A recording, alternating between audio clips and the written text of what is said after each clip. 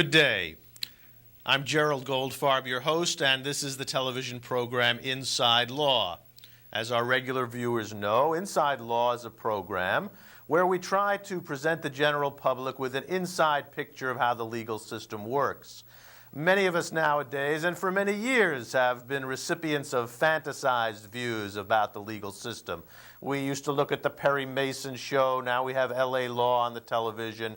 And people are confused, I think, to think that that's really what the legal system is doing. In fact, it's very different, and that's what we try to show, what really is happening in the legal system on this television program. I'm very happy to have as my guest today a lawyer in Los Angeles named Stephen Yagman. Welcome, Stephen. Good morning. Stephen is a controversial and unique lawyer in Los Angeles, a man that many of us admire and that many other people have somewhat different views about. Stephen grew up and was educated in New York City, received his JD degree from Fordham University, worked for a while as a special assistant attorney general in New York, working on the New York nursing home industry scandals, which involved mistreatment of the elderly and profiteering. And then in about 1976 came to Los Angeles and has been practicing law in Los Angeles ever since. Stephen specializes in cases that are brought under the federal civil rights statutes, particularly cases that involve police brutality. Almost all of Stephen's cases are lawsuits against police officers and police departments because of misconduct toward the citizenry. And this is the area that we want to focus upon in our conversation today. Stephen, maybe we can, I understand you have an office in New York and an office in Los Angeles also. Maybe you can give us some sort of comparison. Is there a police brutality problem worse or better is there a problem at all? And if so, is it worse or better in New York or LA? There's virtually no police brutality in New York. There are isolated incidents, some of which are bizarre, like the stun gun incident out in Queens. But comparatively, between Los Angeles and New York, there's no problem in New York, and there's a grave problem in Los Angeles. For example, the LAPD, on an average each year, with 7,000 officers, kills 20 to 22 people. In New York City, approximately the same number of people are killed by the police force, but the police force in New York has 28,000 members. Consequently, you have a 4 times higher murder rate by police here in Los Angeles than you have in New York, and there's therefore a significant problem. If you put on top of that the fact that New York City has a population of about 8 million and the city of LA has a population of about 2 million, you've got a 16 times higher murder rate by police in Los Angeles than you do in New York City. Well, I don't understand why. They seem like pretty similar cities to me. They're not similar at all. They're not similar at all. I think that this is based upon the fact that you have a different police force here. You have a police chief, Gerald Gates, who's basically should be a police chief in Germany in 1942. Who's not subject to any political pressure because he's a civil service appointee. He can't be gotten rid of. And he teaches his officers to brook no resistance, to demand instant compliance. And but that's no one's trying to get rid of Gerald Gates. I don't see anybody even trying to, even if they wanted to. Everybody's scared to death of him. The mayor's afraid of him. The Board of Police Commissioners is afraid of him. He has a lot of power. I mean, God knows what he has on some of the political officials in this city. You know, photographs perhaps of Mayor Tom Bradley sitting around with someone with a last name that starts with a vowel. I mean, who knows? Who knows what he has? They're scared to death of him. It's incredible. I don't really see much resistance to Gates, even in the poorer people or the working people. Oh, I think if you go into the poorer communities, they hate the police chief and they'd like to be long rid of him. But there's no way to get rid of him. Even if the people in government wanted to get rid of him, they can't because he has civil service protection.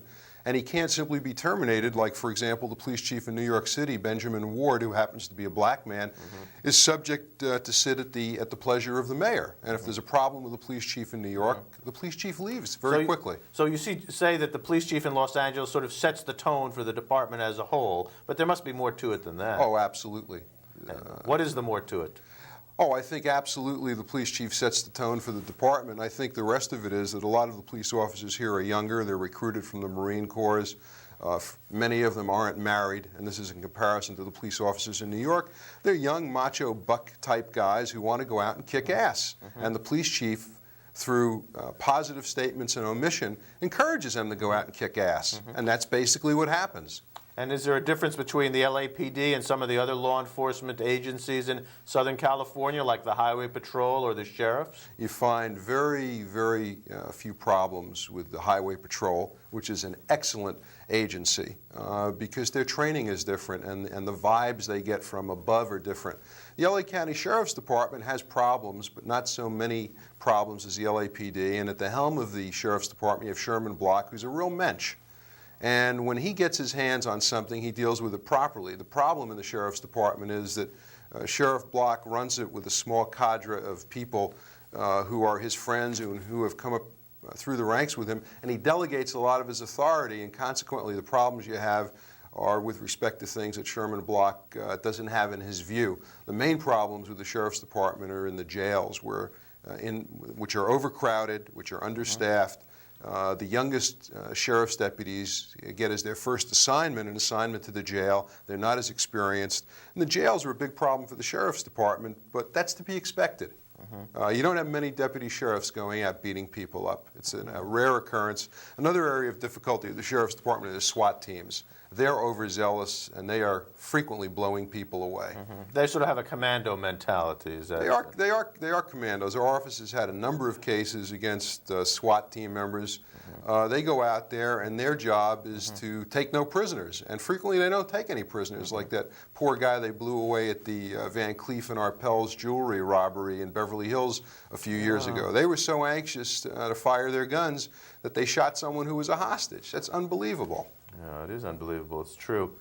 Let's talk a little bit about what we lawyers call 1983. That's 42. Is it 42 USC 1983? Yeah, 42. 42 means 42 is a part of the United States Code. Section 1983 is a particular statute. And basically, what does it say? Well, laws of the United States are put in books. The books have volume numbers. So Title 42 means it's in volume 42 of the United States laws, which is the Public Health and Safety Code. Section 1983 is just the number of that law. And what it says in simple terms is that anybody who, under color of state law, violates someone else's federal rights can be sued in federal court for the violation of rights. And in order to prove a case like that against the police, you have to show they acted under color of law, which is easy because they all have uniforms on. And what you have to prove is that they violated some one of a citizen's constitutional rights, usually the rights under the Fourth Amendment, which prohibit illegal searches and seizures and also prohibit the use of excessive force, the Eighth Amendment, which prohibits cruel and unusual punishment in a jail, and the 14th Amendment, which provides that every person within the United States has a right to due process. That is, if the government's going to take something away from you, they've got to give you a procedure under which you have an opportunity to object, except in emergency situations where you get to object afterwards. Now, is it true that your office handles only such cases? We only handle cases against the police for violations of those amendments, and sometimes a First Amendment violation, if the police violate somebody's right to freedom of association or freedom of speech. And how did you get into that specialty? There's many other areas of the law. Why did you choose that one? I grew up in a home where it was believed that the police were an instrument of repression. And I've never liked the police, basically. And as I got older, I came to learn that, in fact, the police in general are a means by which the government represses people in society. I don't like the police. So you decided to use this means to sort of vindicate, help vindicate the rights of people as against the police. Absolutely. And could you give us some examples of the kind of, how many cases you have in your office? Usually between 160 and 180. 160 to 180 cases against the police. And how many lawyers are you? Two. 2 lawyers. And you were telling me earlier, and I was very interested to hear that you don't settle cases. The public may not appreciate this, but there's in my opinion, the system is designed to have a lot of settlements. And most lawyers are interested in settling cases, and you told me you never settle a case. Explain that. I'm not part of the system. I'm an outsider. And we only take cases from clients who want to vindicate their rights and improve the system. So the way you do that isn't by settling cases. When you settle a case, you let the government buy you. You're being bought out. The Constitution can't be bought out as far as I'm concerned. The purpose of bringing a case is to put the police on trial, to make them stand up there and explain the awful things that they've done, because then they're humiliated. You put into play the ancient Greek idea of ostracism. They're ostracized. You make them stand up there and explain why they killed somebody, why they beat somebody over the head. And then maybe they won't do it again because they find the experience police do of trials very unpleasant, especially when I cross-examine them. Oh, I imagine so. But nonetheless, you can get nice financial recoveries in these cases, can't you? I'm not in business to make money. Well, but you still can get nice financial recoveries that your clients that your clients receive and that help support your law practice. I find that irrelevant. Well, I understand, but the public may not find it irrelevant. What's the largest judgment you ever got against police? Oh, about $250,000. So if someone out there has been abused by the police, they don't have to take it. They have a remedy. They can find a lawyer such as yourself and get a nice financial recovery. Isn't that true? It is. And I think a lot of people don't realize that the police are, you can sue the police just like you can sue anybody else. About half of the clients that come to us don't believe you can sue the police. They come in with a quizzical attitude and say, this is what happened. Is it possible to sue them? And I say, you got to be kidding. Of course you can sue them. Let's go do it. And then you do it. And from a sociological point of view, I imagine that that most of your clients are kind of minority groups or poor people who the police are more inclined to lean on. Is that right? Well, it's coincidental that they're members of minority groups. In fact, they're usually poor people. You find in society or in nature that there are more poor people, and when I say poor, I mean economically, not spiritually. You find more poor people who are minority group members. I don't find much racism among police, or at least I don't find it in a greater proportion than I do in society in general. We live in a racist society. 95% of the people who I know are racists. So it's coincidental that police brutality is directed against minority group members. It's basically directed against the poor. Now, when you litigate these cases, you're in the federal court, you're not in the state court at all, and you're generally against lawyers who are representing the governments, whether it's Los Angeles Police Department or other police departments.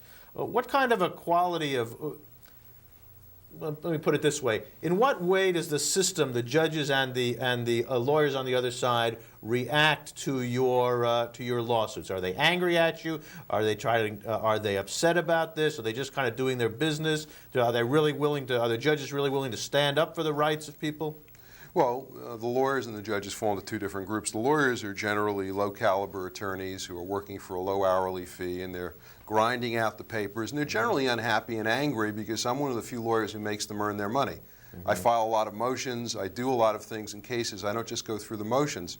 The lawyers are basically hired guns. They seem to not care if they win or lose, although they seem to be unhappy when they lose, which is frequently. The judges fall into two groups. The ones who are real judges, who have an idea of justice and a sense of, some of them, noblesse oblige, who give you a fair trial. And then there are the other ones, most of whom were appointed by President Johnson and a few by Nixon, who are just a bunch of jerks. And they think that the federal courts are there to resolve disputes between people who have businesses, and that commercial disputes are what the courts are there for. And with respect to the Constitution, well, if you get in trouble with the police, it's probably your fault, and what the heck are you doing here in my court wasting my time? There are a couple of judges down there who are splendid, there are a couple who are awful, and then the rest of them are kind of in the middle. All you want is a judge from whom you can get a fair trial.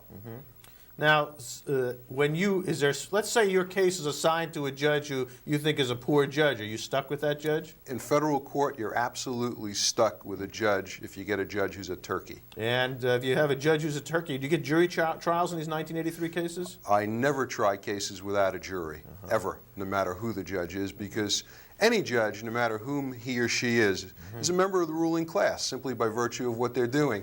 And you basically, in a democracy, don't want a member of the ruling class deciding a claim of a poor person. It just doesn't make sense. Well, but if you're in the courtroom, one of these judges who you have a low opinion of, and who knows you have a low opinion of him, isn't your case going to be in a lot of trouble? Probably not. I have great reliance on the jury system, and generally if you have a judge who's a jerk, the jury picks up on it too and basically disregards the judge. And the judges can only have so much power over the jury is the final arbiter in these matters, relatively speaking, I guess. Now, I want to ask you a couple of questions. I know you had a rather highly publicized dispute, at least publicized in the legal press, with one of the judges, Judge Manuel Real. Was he the presiding judge down there? He's the chief judge. The chief judge of the United States District Court. And if I remember correctly, you'll correct me if I'm wrong, he was angry at some of the things you did in a lawsuit, and he tried to fine you $250,000. Is that right? He did, in fact, fine me $250,000. But you didn't write him a check. Well, I was going to, and I couldn't find my checkbook. All right. And by the time I found my checkbook, the United States Supreme Court had told him that he couldn't do what he tried to do. And actually, you had to go to the Ninth Circuit and the Supreme Court and had to fight hard to get that knocked away, didn't you? I had to get the former Attorney General of the United States under Lyndon Johnson, Ramsey Clark, to defend me.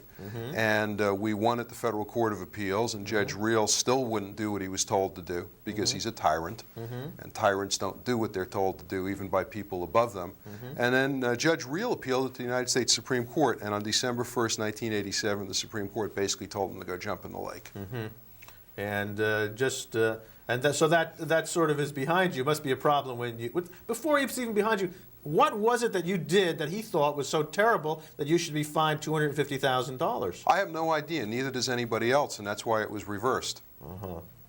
Well, that does seem like a bit of a tyrannical approach. I mean, it's hard for a lawyer to fight hard for his people if he's afraid that some judge is going to try to fine him in that way. And that was exactly the point of the fine, to intimidate me. But I've never known fear in my life with respect to anything that I have a chance to reflect on. When somebody cuts in front of me on the freeway, I get a feeling in my gut of fear because I don't have a chance to think about it. But with respect to being fearful of anything that I have a chance to think about, I've never experienced that emotion, and I wasn't really concerned with what he did at all. I went about my business and let my lawyers defend me. I never really gave it a thought because it would have immobilized me if I had thought about it, because the enormity of what he did was so awful that if I had really thought about it, it would have bothered me. I wonder if that had a chilling effect on other lawyers who are perhaps not as on other lawyers who have similar kinds of cases. I know a number of lawyers who were scared to death by that, but they shouldn't be lawyers. Nobody wants a lawyer who's scared. They sanctioned me once, and I fought back and got it knocked out too. It's a nice feeling to be able to do that. I was interested in, when we talked recently, you indicated to me you felt there was a real difference between the quality of the lawyering and the judging on the East Coast and on the West Coast. I wonder if you could comment on that. Well, yeah, the quality of lawyering and of the bench in Southern California is much lower than places like Boston, New York, Chicago, Philadelphia. I think it basically has to do with the educational system. It's a lousy educational system here in Southern California, both on the primary, secondary, and university levels. And most of the lawyers who practice here come out of that educational system. They don't get a lot of knowledge. They don't learn how to think well. And then they become lawyers. And they're not as good as people who come through a good educational system. And what's behind that? Why is our educational system? I mean, I grew up in New York City also. I think I had a pretty good education back there. I don't know what's going on in the schools here. Neither does anybody else. That's what the problem is. Well, how can we in Southern California improve the quality of our judges? And our lawyers too, but I'm particularly concerned about having good judges. Oh, I think the answer to that is very simple. It's very difficult to improve the quality of lawyers, simply because it's very, very difficult. On the other hand, since there are so few judges and one can pick, as it were, from the cream of the crop for judges, all you have to do to get a good bench is pick the people who are best qualified to be on the bench. But nobody does that. It's all political. On the federal level, it's political. On the state level, it's political. If you took politics out of it, as it's done in England, then you'd have a good bench. With respect to lawyers being better, if you had a good bench, judges could force lawyers to be better, because things do roll downhill. Well, let's see. In the federal court, the judges are appointed by the president, but that really means by whoever the United States senator is of the party that's in power. And I don't know how they do that. Do you know how they Well, the way it's done in the Central District of California here, they have a gang of 4 made up of Chief Justice of the California Supreme Court Malcolm Lucas, Ninth Circuit Judge Cynthia Hall, now Court of Appeals Judge Ronald George, and Federal District Judge William Duffy Keller. And they sit down and they decide who the judges are going to be. All of those people in that committee are extreme right-wing people whose main motivation in picking a judge is basically, although not expressed, to find people who will make sure that wealth stays where it is with the wealthy, and that the poor people don't get to take any of the wealth away from the rich people. And what they do is they mouth the words that they're looking for law and order people, but law and order is just a catchword for let's keep the status quo. And what they look for as a litmus test, and judges they pick, are people who are going to keep the status quo. Well, if we elect Democrats, is that going to change the system, or are we going to just have another Democratic gang of 4 that's going to have the same attitude? It depends who you get. It depends if you get people who really believe in democracy who are selecting the judges, or people who believe in supporting the permanent government and the ruling class. It's got to do with economics. It's got nothing to do with sociology or law. You a Marxist, Stephen? Oh, no, not at all. Okay. I'm an American Democrat. I believe in the American system and the American way of life, but it doesn't realize its potential. That's what really makes me sad, that this country could be so much greater than it is. It's right now the greatest country in the world. There's no question about that. God knows no one would want to live in Russia. To me, Marxism is a dirty word. But on the other hand, in a democracy, you can get people in power who basically want communism. They want to keep the wealth among the people who are wealthy. They want the wealthy people to share the wealth. And that's kind of a form of communism, I think. I'm very much opposed to that. It's a kind of it's a kind of state fascism, perhaps, is another way to look at it. But those are words that are not generally used in this country. We kind of always are praising ourselves for what a beautiful and wonderful democratic country we have, and we don't like to look at the dark side. And you have a way of forcing us to look at the dark side of our culture, and I think just for that you do a real good service. And I think you do a good service to the lawyers in the community by forcing the lawyers to look under the rock and see exactly what it is that's creeping around there in our legal system. I had as a guest here a couple of weeks ago Larry Feldman, who's the president of the LA County Bar Association, and he discussed with us some of the things the Bar Association is doing to help the community at large and to help the legal system improve itself. And I know that you have a lot of skepticism about the work of professional organizations like the LA County Bar. Is that right? You know, like Lily Tomlin says, I try to be cynical, but I can't keep up. I think the LA County Bar is what Abby Hoffman called Judge Julius Hoffman in the Chicago 7 trial. It's a Shonda for the Goyim. It's a front man for the WASP power elite. And I like Larry Feldman, but I don't like the LA County Bar. They're basically a mouthpiece for the system. And lawyers should never, ever be a mouthpiece for the system. Lawyers should be people who stand up for the citizenry. But the LA County Bar is suing the court system because of the fact that they don't have enough courtrooms. Isn't that a good thing? Oh, I think that suit is a joke.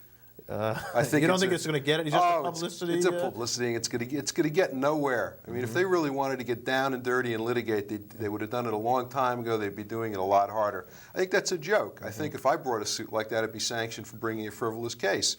But when the LA County Bar does it, it gets in all the papers and everybody treats it as though it's reasonable and it has some credibility. It's nonsense. Well, you've been doing this, you've been practicing here for 10 years. Do you notice any change over the last 10 years? Is a police brutality problem getting better, getting worse? We used to hear 10 years ago about police brutality. There was a lot of talk about police review boards. It was a big reform movement. I never hear about police review boards anymore. Has the problem improved? Is it getting worse? What's happening? The problem gets worse as the population increases. The problem has generally always been the same. The numbers get higher. When you have more people and more police officers, they're going to add, I think, 300 or 400 or 500 officers to the LAPD now. You're going to have that much larger a proportion of brutality because when they bring those cops on, they're going to get the same kinds of cops, and they're going to go out and beat people up. And that's the way it goes. Well, I hear what you're saying, but I think there's a lot of people who might say to themselves, look, LA is getting less and less livable all the time. There's more and more violence all the time. The amount of killing, people have guns, large numbers of people have guns. There was that girl who was killed in Westwood. Well, people were perturbed about that if they lived on the west side. Those are all but scare there's, tactics. you know, there's many of these killings going on all over town. Don't the police have to be tough to deal with these gangs? Oh, that's a bunch of propaganda put out by the government. If you look at the figures from the FBI and the LAPD over the last 5 or 6 years, there's been a steady decrease in crime. They use those figures, they trot out those figures. But those are phony figures put out by the government to show that the Reagan administration and law and order has worked. Well, which figures are phony? The ones put out by the government to show that law enforcement works, or the ones put out to show that the crime rate is higher? It depends what time of the year it is. You know, are melons ripe? Are they not ripe? Are strawberries in season? You know, it's like a strawberry statement. It's basically a statement about nothing, you know, to quote the title of a book by Stephen Spender from Columbia University. It's propaganda. Crime has gone down, I'm not even interested in the basically. statistics. I'm interested in my sense as a citizen of Los Angeles. It seems to me that there's a lot more violence on the street. Am I wrong? Maybe I am. There's more violence by the police. There's less violence by the citizenry. And so that there's a bad tendency going on. If the police are getting more violent, well, the citizenry are getting less violent. Maybe that's a good tendency. Are things going to be better in the year 2000? Oh, they're going to be much worse. Much worse. Are there more lawyers going into your line of work? Do you have devotees? No, we're the only law firm in Los Angeles who only handles cases against the police, and there are no more people going into that than there were before. We're the only people who do it. Thank you, Stephen. We're near the end of our show now. I want to thank you very much for being a guest. You're a real interesting guest, and I think we do need more lawyers like you in the system to vindicate the rights of people and the rights of and the standing of justice in our lives. Thank you very much. This has been Inside Law, and I'm your host, Gerald Goldfarb. Good day.